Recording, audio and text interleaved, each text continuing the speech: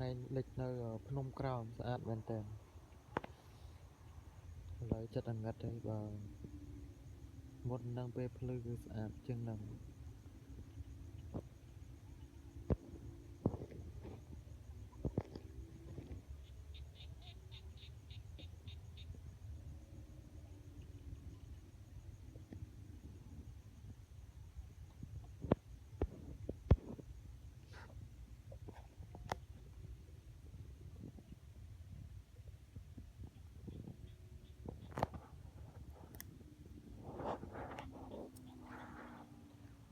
ហ្នឹងហើយទេសភាពនៅចិត្តជើងភ្នំក្រោម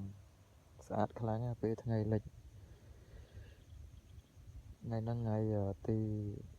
20ម៉ាននេះផ្លេចបាញ់ស្មានតែអត់បានមើលថ្ងៃលិចទេដោយសារម៉ានមួយអាទិត្យហ្នឹងមេឃត្រជាក់រហូតទៅទុំធ្លាក់ខ្យល់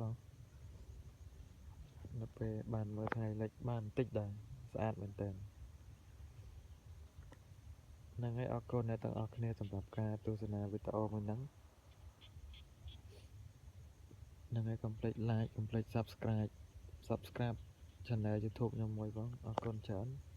អ្នកទាំងអស់គ្នា